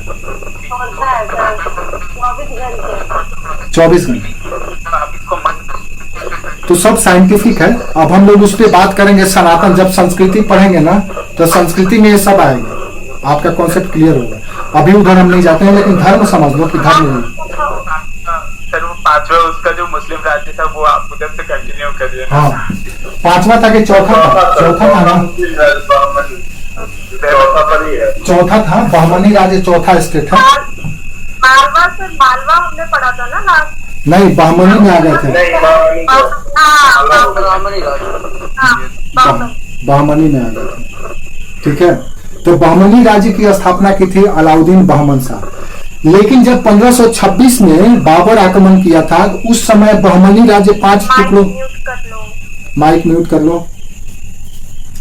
तो जिस समय बाबर आक्रमण किया था भारत में, उस समय बहमनी राज्य 5 टुकड़ों में बंट चुका था आपस में। बीदर, बरार, गोलकुंडा, लिख लो। बीदर, बरार, गोलकुंडा, निजाम, बीदर, बरार, गोलकुंडा, निजाम, और एक राज्य था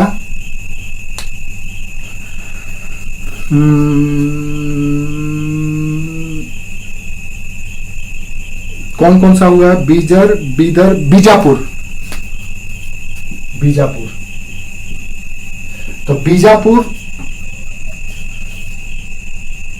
निजाम बीजापुर का वंश कहलाता था आदिल शाही। आदिल शाही। तो बीदर या बीजापुर, बरार, बीदर, गोलकुंडा और निजाम शाही, ये 5 राज्यों में बंट चुका था। ये कमजोर हो चुके थे आपस में।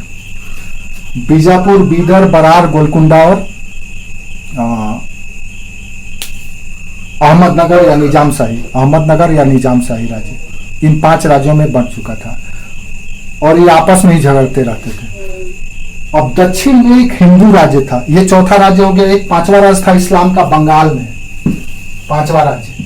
ये सिर्फ हम उस समय का पॉलिटिकल सिचुएशन देख रहे हैं कि क्या था पॉलिटिकल सिचुएशन। सर 5वां में सर क्या था सर? लिख लो 5वां, पहला लिखो बीजापुर, जहां पे आदिल शाही वंश था। बीजापुर में आदिल शाही वंश था, आदिल शाही।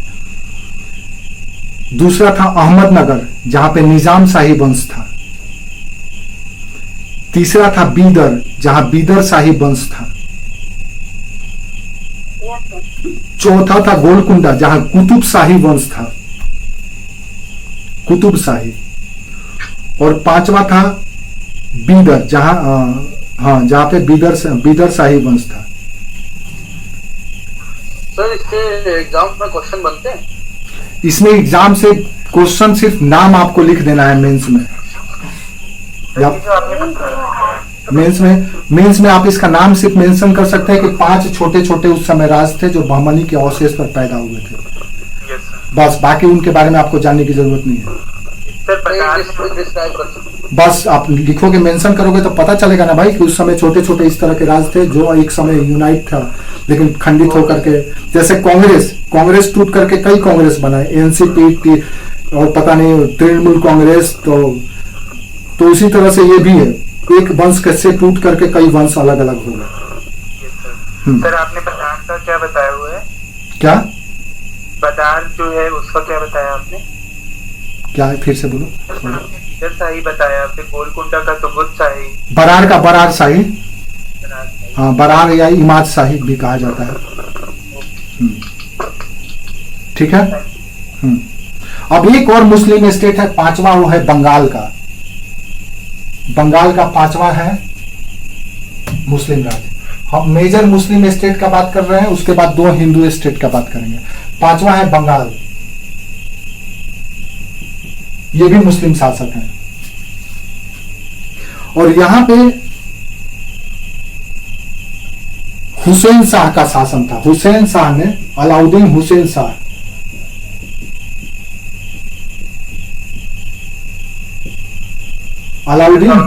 अलाउद्दीन हुसैन शाह। साल कौन सा था? क्या बोल रहे हैं? साल कौन से साल में थे? अच्छा, ये 1493 में 1493 में इसने बंगाल में स्वतंत्र राज्य की स्थापना कर ली, दिल्ली सल्तनत से अलग होकर के। ठीक है। इसी वंश का एक शासक था। जब 1526 में पानीपत का युद्ध हो रहा था तो बंगाल में इसी वंश का सक्सेसर था सुल्तान मोहम्मद। सुल्तान मोहम्मद कर रहे हैं ये, नुसरत शाह।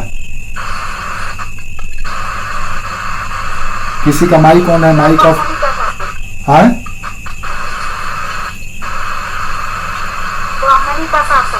बहमनी का नहीं, बंगाल का। अब बहमनी से हम लोग पार हो चुके हैं। बहमनी 5 राज्यों 5 टुकड़ों में बट गया है, तो बहमनी का इतिहास वहीं खत्म करो। 5वां मुस्लिम राज्य जो बंगाल में है, जो कि बंगाल कहने का मतलब जो अभी बांग्लादेश और पश्चिम बंगाल और तिरहुत नदी तक बंगाल का राज्य था। इधर बिहार प्रांत था, बिहार राज्य था, वो भी छोटा सा राज्य था। तो ये बंगाल का जो राज था वो हुसैन शाही वंश शासन करता था और उसी का शासक था, उसी का पीढ़ी था बाबर के समय, नाम था नुसरत शाह।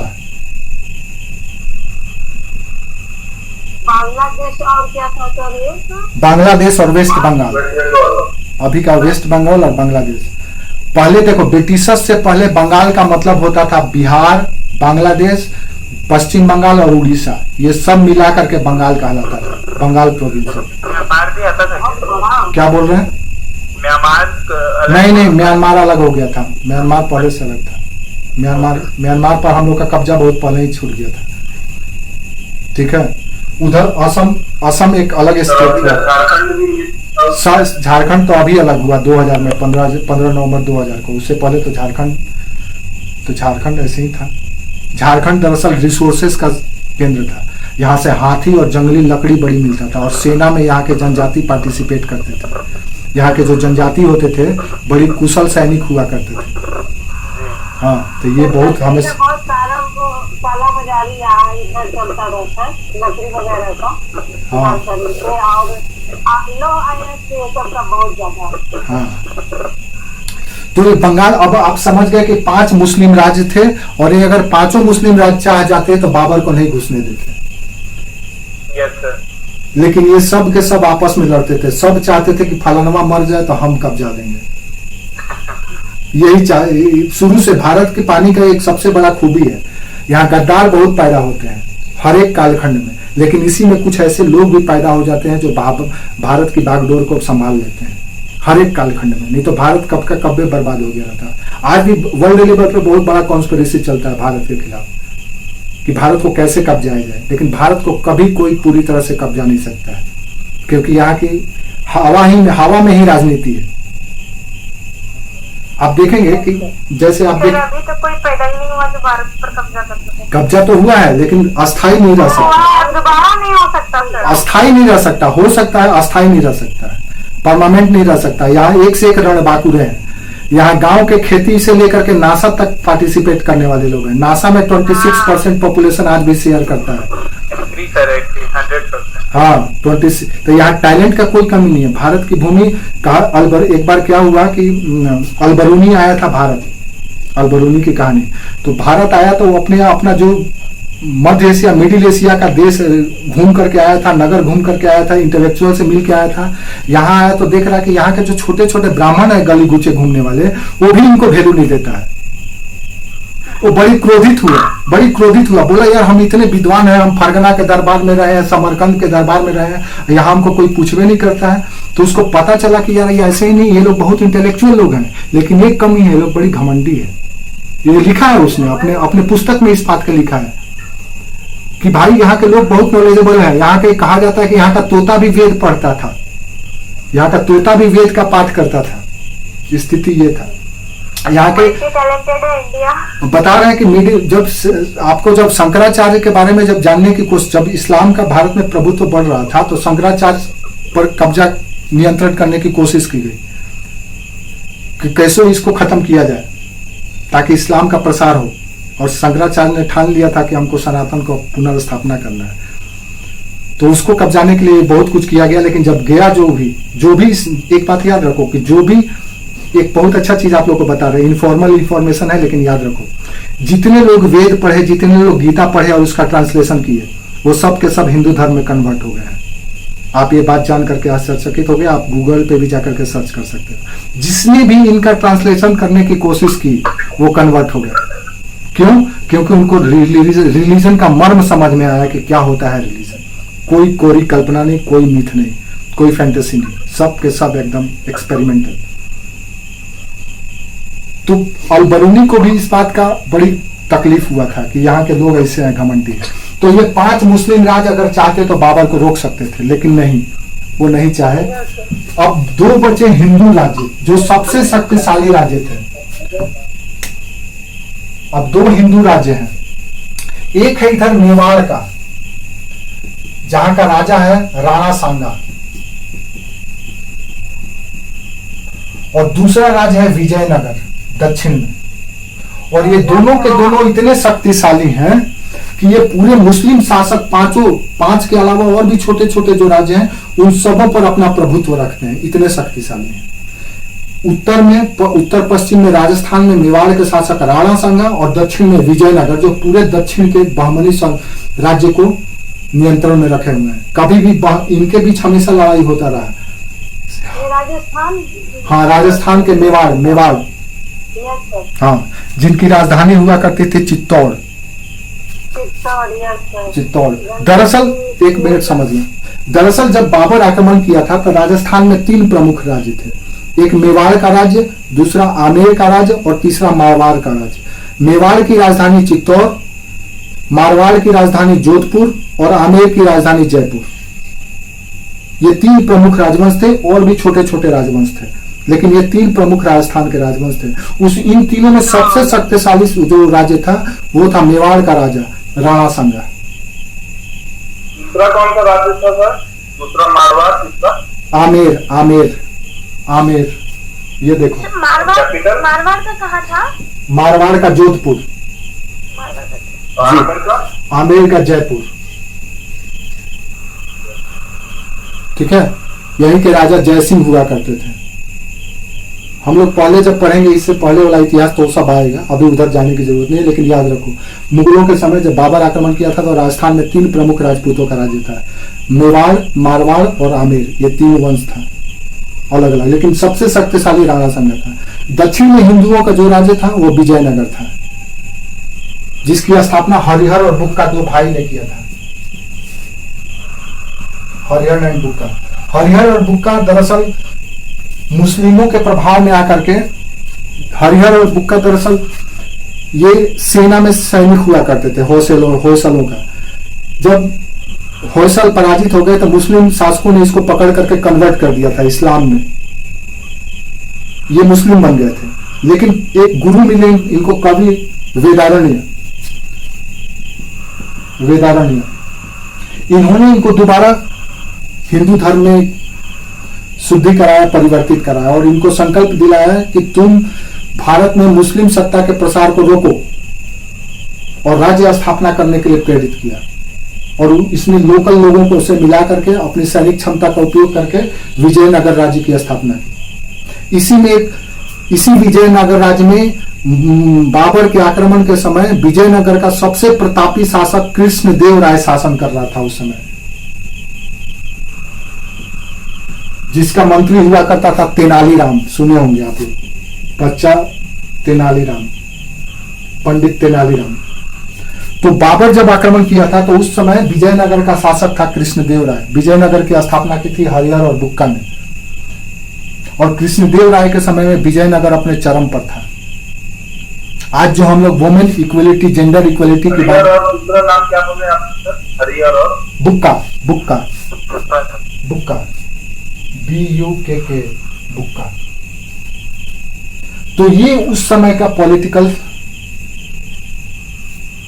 सरकमस्टेंसेस था या राजनीतिक परिस्थिति थी।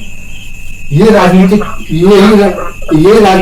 हाँ, जो आपने काफिर राज्य बोले 2, तो ये यही थे, राजस्थान और विजयनगर।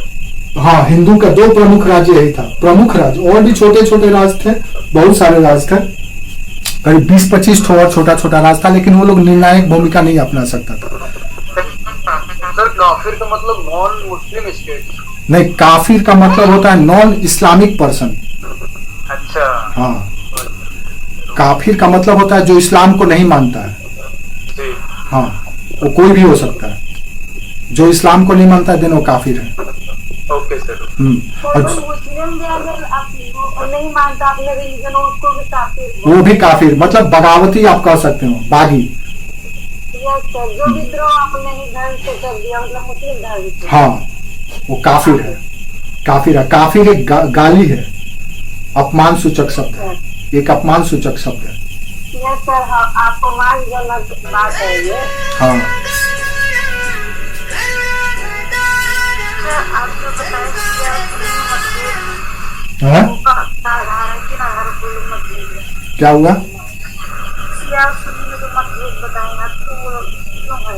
ये हम लोग बाद में बात करेंगे बाबू, ये सब यहाँ से मतलब क्या है इसका पे चर्चा करने का। ये सब चीज हम लोग कभी जब रिलीजियस टॉपिक पढ़ेंगे, आउट ऑफ सिलेबस अभी जाने का जरूरत नहीं है। क्या अलग से टॉपिक आप डिस्कस करेंगे ना इसी में इंक्लूडेड? क्या? राजपूत डायनेस्टी का अलग से टॉपिक, वो अलग से टॉपिक होगा, वो सब अलग से होगा, सब टॉपिक पे डिस्कस करेंगे हम लोग। लेकिन अभी जिस टॉपिक पे हैं अभी उसी पे बात करना है। देखो, इतिहास कोई भी विषय का कोई सीमा नहीं होता है। अभी इतिहास में हम इकोनॉमिक्स भी पढ़ने लगेंगे, ज्योग्राफी भी पढ़ने लगेंगे, तो इसका कोई सीमा नहीं है, इसलिए भटकना नहीं है। जो अभी जिस पे है उसी पे ही। और ये आपको समझ करके रखना है कि जितना छोटा छोटा कॉन्सेप्ट आपका क्लियर होगा, देन आगे लार्जर कॉन्सेप्ट क्लियर करने में कोई दिक्कत नहीं होगा। अभी अगर आप कंफ्यूजन क्रिएट करेंगे, अलग अलग चीज समझने की कोशिश करेंगे, दिन भटकने लगेंगे। तो ये थोड़ा सा आपको स्मार्ट बन के रहना होगा इस मामले में। हम तो बता सकते हैं, बोल देंगे, लेकिन फिर उधर दिमाग आपका चले जाएगा, याद उधर इसलिए इस चीज से बचना है, भटकना नहीं है। हाँ? विजयनगर और कौन था? मेवाड़ ये देखो यहाँ पे लिखे हैं मेवाड़। अब देखो बाबर को आमंत्रित करने वाला कौन? राणा सांगा, दौलत खां, मुजफ्फर शाह और आलम खां। ये चारों लोग चाहते हैं कि बाबर आए, और सभी लोग बाबर को इनविटेशन दिए हैं अपने अपने दूत के माध्यम से कि चलिए आइए, इब्राहिम लोदी को भगाइए। और सब इस तलाश में था, सब इस अवसर में है कि इब्राहिम लोदिया भाग जाएगा, मर जाएगा तो हम पूरे भारत को कब्जे में ले लेंगे। राणा सांगा चाहते हैं कि हम राजपूत राज्य सनातन राज्य की स्थापना करेंगे, जैसे शिवाजी सोचे थे, उसी तरह से ये भी सोच रहे हैं कि हम हिंदू शाही राज्य की स्थापना करेंगे। तो ये लोग चाह रहे हैं कि हम लोग भैया उत्तर के मुस्लिम शासक हैं, हम अपना इंडिपेंडेंट स्टेट बनाएंगे। तो सब अपने अपने फितरा, अपने अपने अवसर में हैं और चाहते हैं कि इब्राहिम लोदी को भगा दें। और इसके लिए बाजाबते इन्विटेशन कार्ड छपाया गया, अपने दूत भेजा गया, एम्बेसडर भेजा गया और बुलाया गया कि आइए। और ये भी कहा गया कि अगर आप यहाँ से जाएंगे तो हम उपहार भी देंगे। बाबर बेवकूफ नहीं था, देखा कि ये सब लड़ रहा है तो इस मौका अच्छा है, चौका मार दिया जाए। उपहार नहीं चाहिए था सर, इसको अधिकार चाहिए था सर। हाँ? उसको अधिकार चाहिए था। वो तो खुद बेचारा मारा फिर रहा था। वो कहाँ ऐसे सोचो ना, कहाँ अफगानिस्तान के रेगिस्तान में रह रहा था, मरुस्थल में, और यहाँ हरा भरा एकदम खेत खलिहान, वर्ष में 3 प्रकार का फसल, सारी और हरियाली, कोई इतना अच्छा मौसम। आप भी तो चाहते हैं कि हिल स्टेशन में जाएं, कभी आप चाहते हैं कि मरुस्थल में जाकर के रहें। तो बाबर बेचारा आया था तो उसको क्या तकलीफ था, उसके लिए तो अच्छा ही था। तो कोई भी चाहता है कि उसका जीवन लाइफ स्टाइल अच्छा हो, तो ये भी चाहता था बेचारा। इतना आप लोग को समझ में आएगा, क्लियर हो गया यहाँ का बैकग्राउंड। ये क्लियर रखिए एकदम दिमाग में, आगे इसी से सब हम लोग का निर्माण होगा। बहुत कुछ पढ़ना है मिडिवल बाबर में, मुगल काल में बहुत कुछ ऐसे हैं जो आप समझ लेंगे तो हमेशा के लिए आपका हो जाएगा। और आंसर राइटिंग करने में कलम नहीं रुकेगा। ज्यादा इंफॉर्मेशन कलेक्ट नहीं करना है, बस उतना ही करना है जितना एग्जाम में है। सर मेरा एक क्वेश्चन है, बोलो। जो इसके पहले के जितने चैप्टर वो आपने कंप्लीट करा दिए हैं क्या? नहीं, अच्छा, इससे पहले हम कुछ भी नहीं पढ़ाए हैं। ये मेरा दूसरा क्लास है, दूसरा सेशन है हम लोग का, इसलिए आप निश्चिंत रहिए। सब कुछ अब इधर से आगे जो भी मिलेगा आपको आप ही के अनुसार मिलेगा। क्या पूछ सकते हैं? आपका कोई व्हाट्सएप? ये इसका हम लोग को परमिशन नहीं है कुछ भी बताने का। ये सब सीक्रेट रखना है आप लोग को, जो भी। हाँ बोलो सर। अभी सर इसी क्लास का सर कुछ पीछे का पूछ सकते हैं क्या सर? अभी मत पूछो, अब 10 बज गया, नेक्स्ट क्लास में पूछना। Sir please sir 2 minute sir.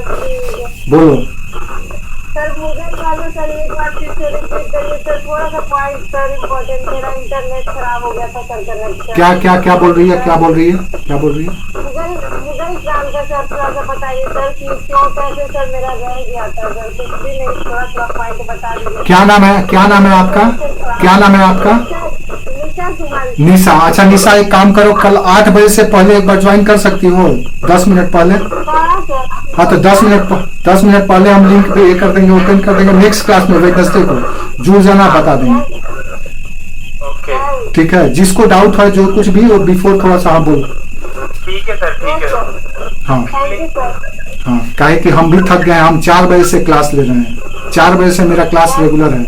ये लास्ट क्लास आप लोग का 8 से 10 हो गया, तो थोड़ा हम भी 4 से 6 घंटा कंटिन्यू खड़े हैं। हम लोग भी सर यहीं पे बैठे हुए हैं सर, हम लोग भी आपके लिए मतलब हम लोग भी सर आपका क्लास करने के लिए बैठे हुए हैं। बहुत अच्छा लग रहा है आपका क्लास, समझ में आ जाएगा, एकदम अच्छा लगेगा, परेशान मत हो। जो भी सब्जेक्ट, जो भी एरिया हम पढ़ाएंगे, चाहे हिस्ट्री हो या ज्योग्राफी हो, या जो भी हम पढ़ाएंगे वो आपको समझ में बिल्कुल आ जाएगा, हमेशा के लिए हो जाएगा। आपको ज्यादा लोग परेशान नहीं होंगे। सर पिछला क्लास का भी सर सब समझ में आ गया है सर, जब भी हम बैठते हैं तो रिवीजन माइंड में होता रहता है सर। बस वही दिमाग में रखना है, उसी से आपका सारा कुछ हो जाएगा, उसको दिमाग में रखना है। हाँ, सर मैं पिछला क्या हुआ?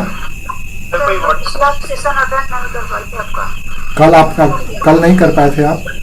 सर पिछला पिछला वाला नहीं कर पाई तो मैं छूट गया। पिछले एक ही क्लास हुआ था, पिछला 2 क्लास मेरा मिस हो गया था, टेक्निकल इशू था कुछ, तो पिछले सिर्फ एक ही क्लास हुआ है। जिसका अगर छूट गया है तो देखो, अगर जिसका छूट गया है वो 10 मिनट बिफोर आ जाएगा, 8-10 में हम